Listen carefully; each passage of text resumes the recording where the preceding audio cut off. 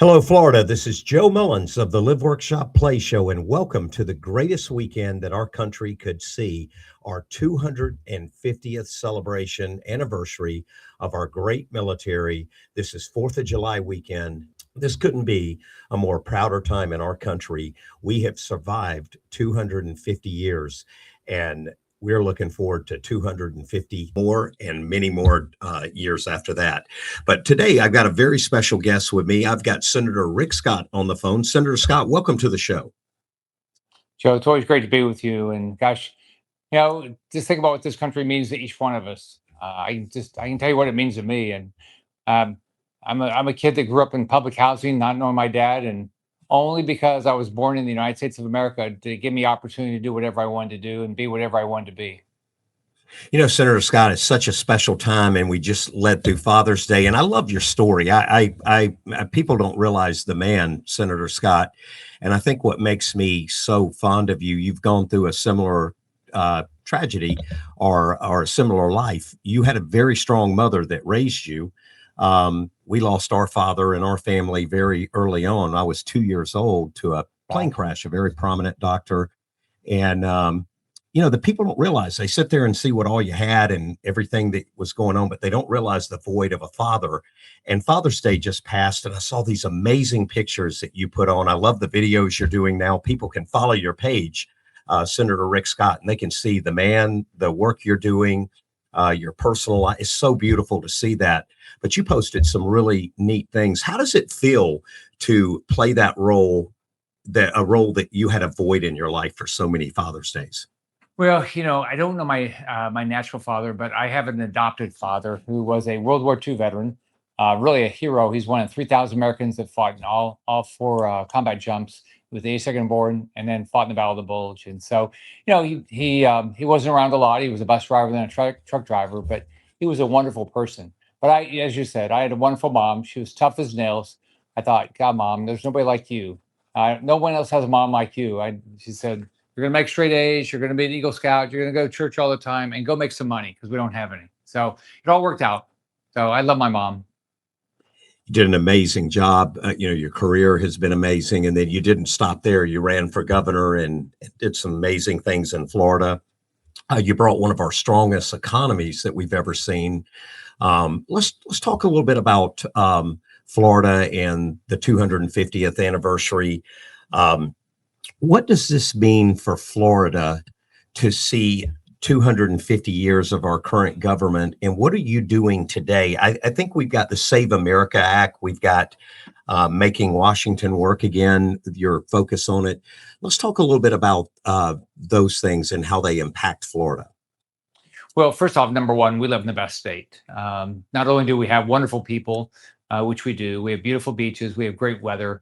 But we also have a state government that is focused on keeping the cost of living down, making sure people can get a job. We have great school choice. We have great sheriffs and police departments all across our state. And we got work. You have to. This is not. You can't just rest on your laurels. So, unfortunately, right now we're losing jobs, and the cost of living has gone up. But we've got election coming up in November, and I think we're going to elect wonderful people. They're going to focus on how do we get more jobs, how do we get the cost of living down. So, and how we're going to continue to support law enforcement at the federal level. You ought to be pretty frustrated. I am. We're running $2 trillion a year deficits. Inflation. Everybody wants to blame Trump for inflation. No, inflation is caused by Congress spending $2 trillion a year more than we take in and having $39 trillion worth of debt. We know we need to secure elections. Trump is all on board. He's fighting.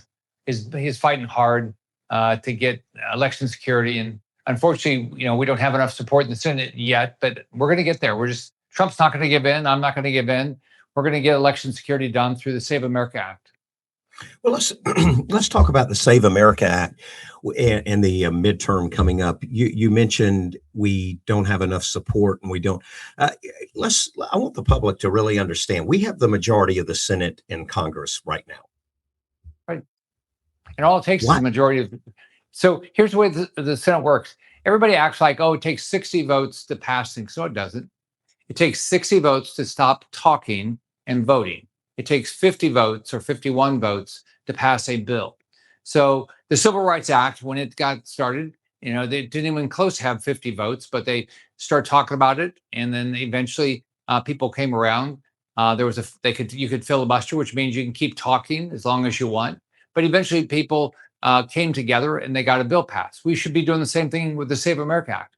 We should do one of two things: either we're going to make people use the filibuster process and talk until they're tired, and then we'll take a vote and we'll say we're done talking. We're going to vote. Now we'll only take a 50 vote threshold, which we have the 50 votes to pass the Save America Act.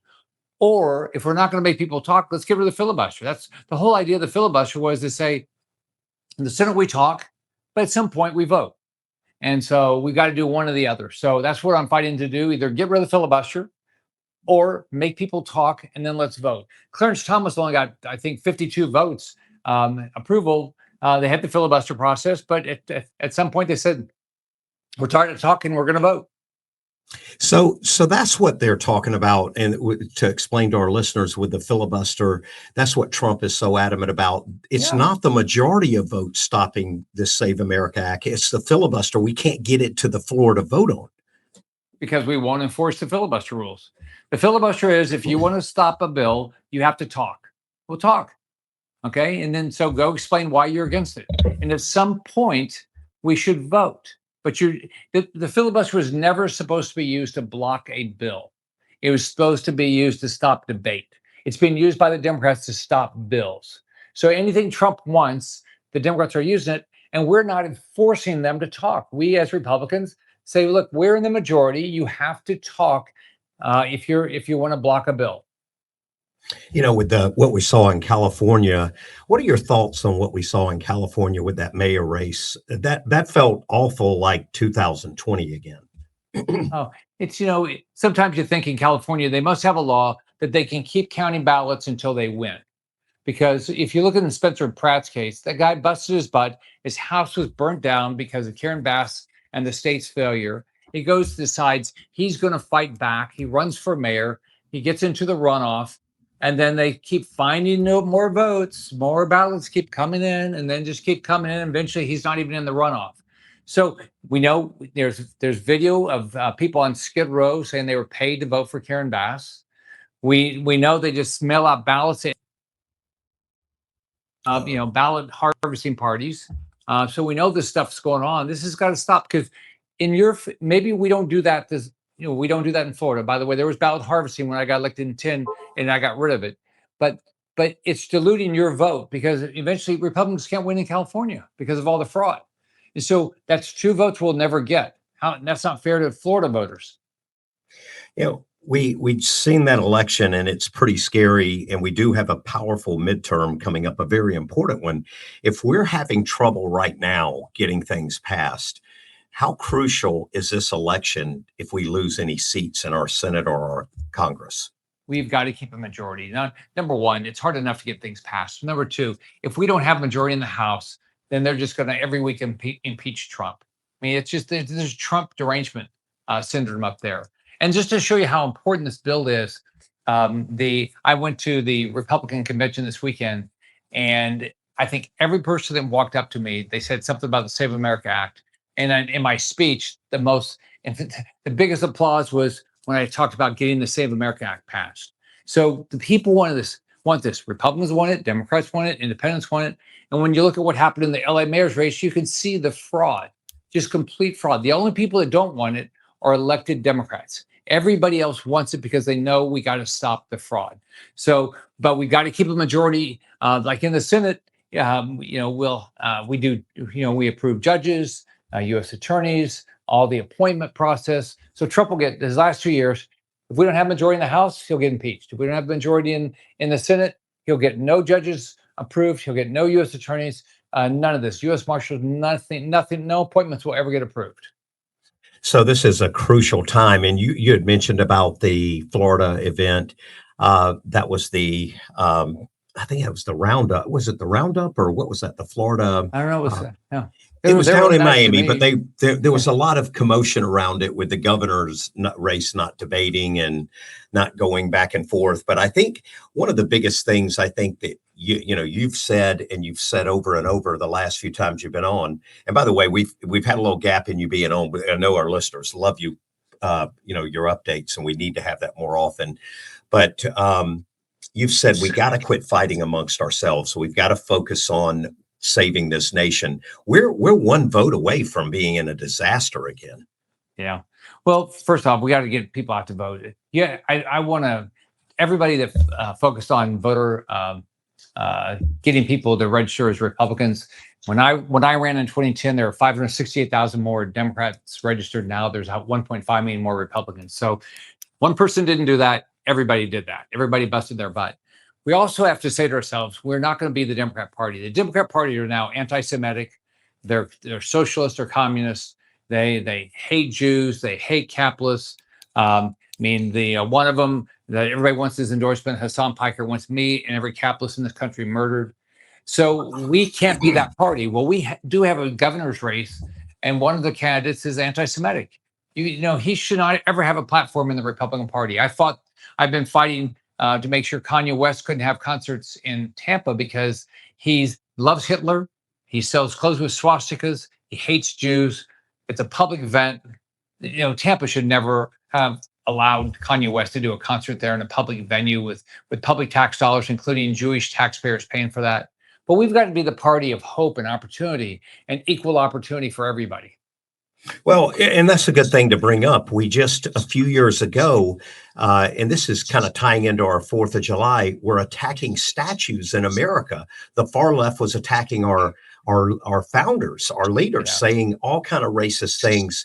And yet now that side is promoting and defending Kanye West just because you take a stand against it. You take a stand against it. Now all of a sudden it's okay. But they're protecting that side, and you can't get any more racism than Hitler coming in and doing what he did.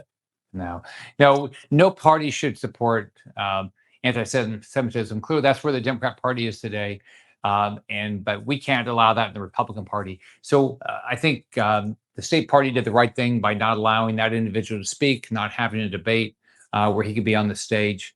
But just think about this. So all this socialism, you look at what Mondami's doing. He and AOC run the Democrat Party.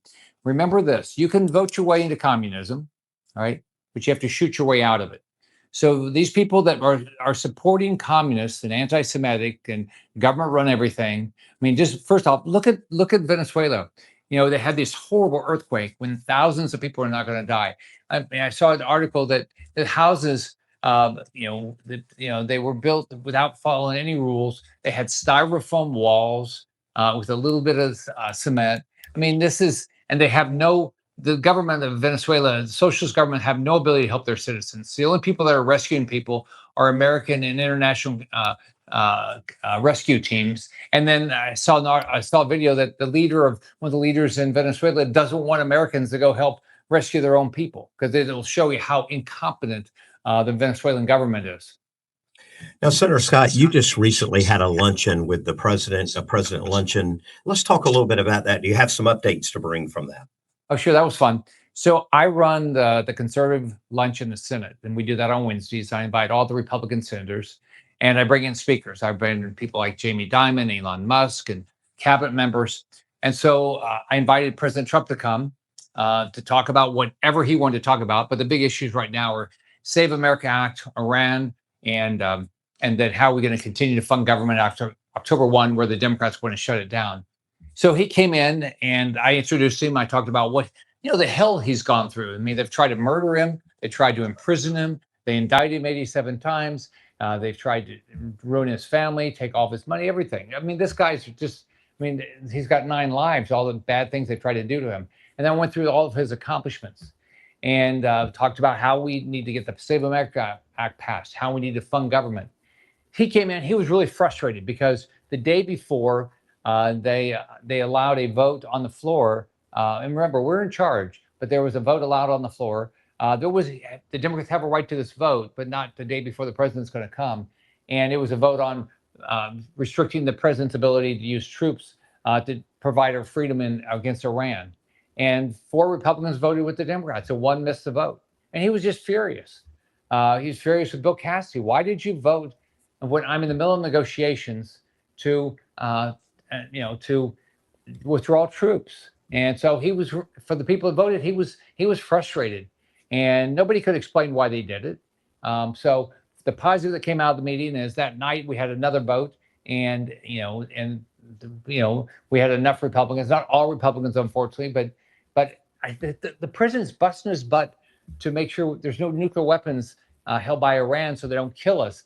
And then we have Republicans and even Democrats. Why you want to be killed by a nuclear weapon? Give me a break. That reminds me of when we had Obama in the office and when we had Biden. They would always say, we're going to send our troops, but we're telling our troops not to use force. They're going over there to police the situation. Once you give the plan away, you lose the intimidation factor. And that's something that I can see with the president being upset. Once you turn around and say, hey, we're going to withdraw our troops, why would Iran negotiate at that point? Well, they know that we're... Joe, what he said was, when Witkoff was meeting with the day before, when he was meeting with the Iranians, when the vote happened, they stopped and said, well, wait a minute, do you guys have to withdraw your troops because of what the Senate did anyway? And so it was a foolish vote by my colleagues. It was a wrong vote. And fortunately, it was corrected that night. But the president was rightfully furious with the people that are voting actually against American security. Well, and we're sitting here with our 250 years. We didn't get here, and we're celebrating our freedom. We didn't get here by telling England all that we were going to do to defend this land and to break away from their rule. And here we are now doing that. And I think just recently Iran signed the deal. If I'm correct, they signed the deal and then they attacked a boat a few days later. These guys don't have morals and values. Their words very poor. We have to show them force, or they're not going to care about us. They're not going to care about us. Yeah, I met with the president on Thursday also. I went to the White House and meet with him. I mean, look, the guy's got guts. He's not going to allow them to the Iranians to have nuclear weapons, to have weapons to continue to kill Americans, to give money to proxies to kill Americans, Hamas, Houthis, Hezbollah. So he's going to do the right thing. He's busting his butt to get the cost of living down. The cost of living high increases are caused by government spending. Like in this state, things have gotten way too high, and it's we're going to have to put a lot more effort into reducing the cost of property insurance and property taxes and car insurance and housing. And a lot of that, some of that is Congress is doing the wrong thing, and some of it state and local governments are doing the wrong thing.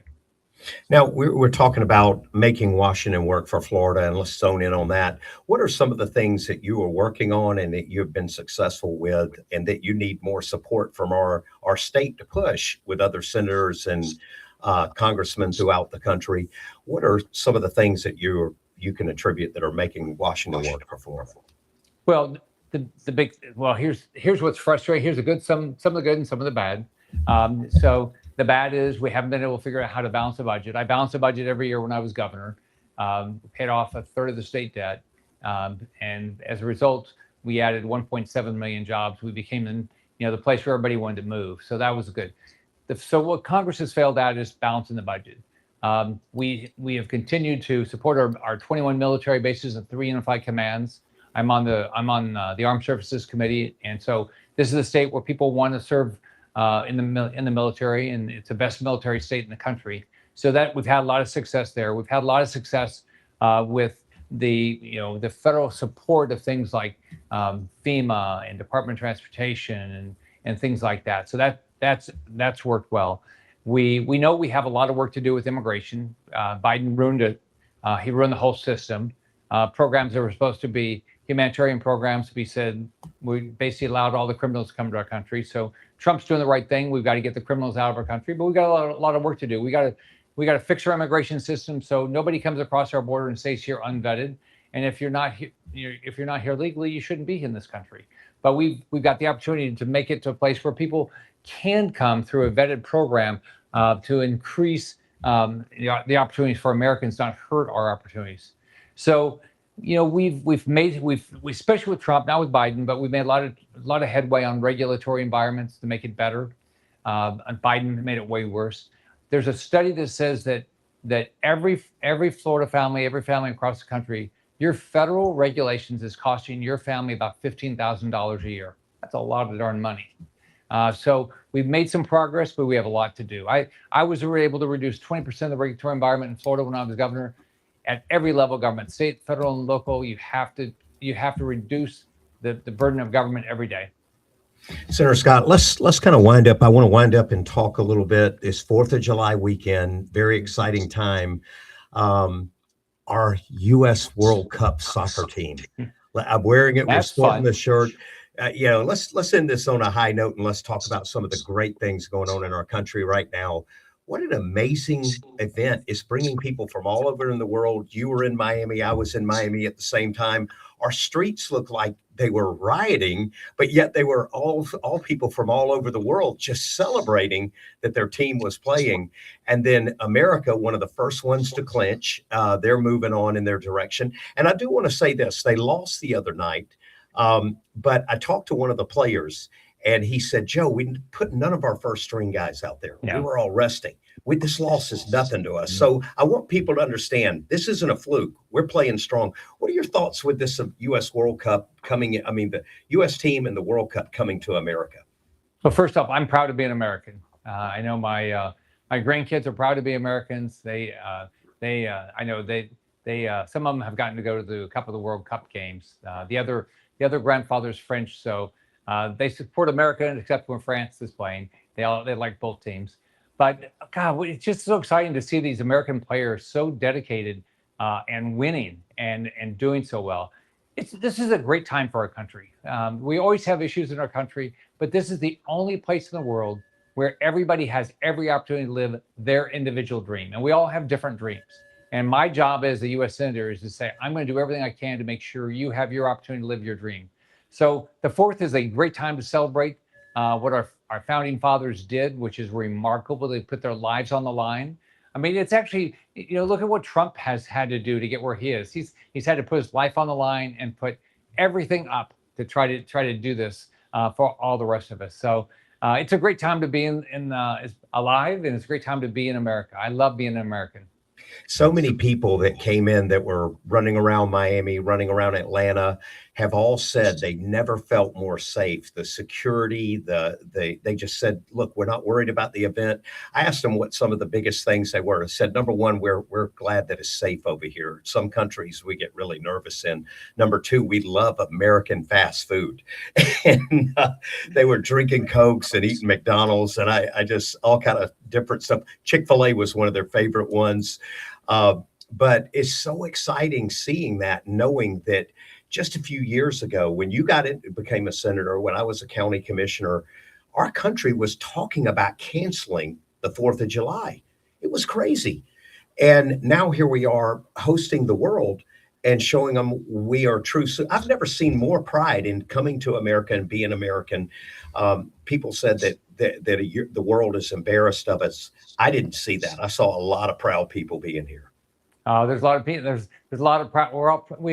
First off, we all should be very proud Americans. We have to be very proud of our military, and recruitment since Trump is just off the charts. People want to join a military that fights for freedom. I mean, they're not fight. They don't do what the Iranian military does or what the Venezuelan military did to fight against their own people. We support freedom in this country, but we actually support freedom for people all over the world, and we do humanitarian efforts like what we're doing in Venezuela right now. You should be very proud to be an American. There's no place like home, and there's no place like America.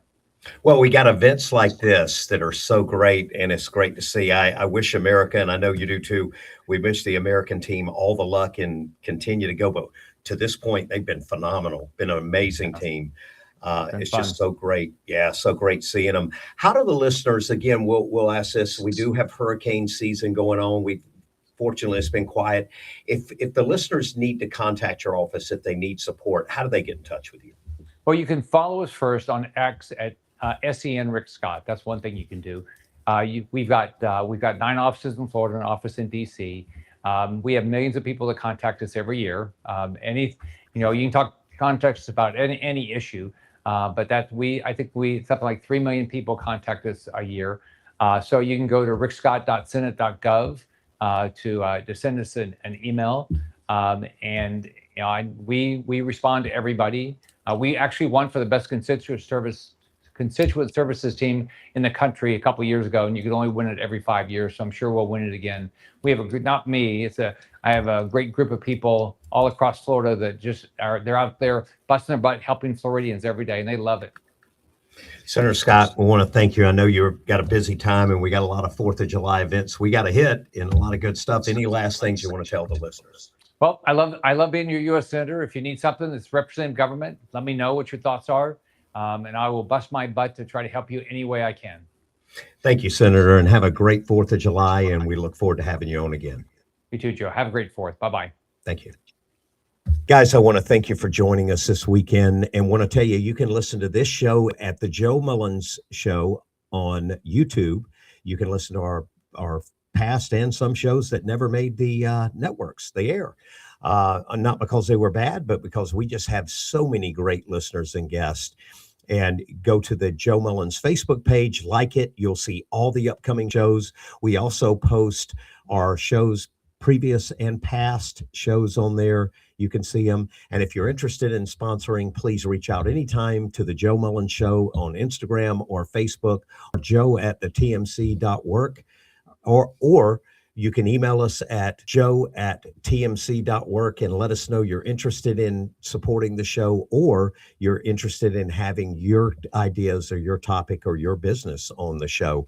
We're glad to have you here. It's the 4th of July, 250 years. What an amazing time. It's time to get some barbecue. It's time to get some corn on the cob ribs. And it's time to get some of that great American beer and go out and celebrate responsibly and have a great time. I want to thank our sponsor, Daytona Beverage. I want to thank our sponsor, Shimento Law, and them keeping us on air going to be able to bring amazing shows like this and amazing guests like Senator Scott and so many of the others that we have. We've got an upcoming show, candidate for governor, Byron Donalds. You don't want to miss that. That race is heating up and getting crazy. And then we also got a great show coming up from the World Cup where we were down in Miami celebrating the Brazil game with Fogo de Chão, one of my favorite places. That's coming up next weekend. Please tune in and enjoy it. Have a safe weekend and go America in the U.S. World Cup. Thank you for tuning in. Don't forget to like, follow, and subscribe. Recorded by the Flagler Voice Podcast Studio.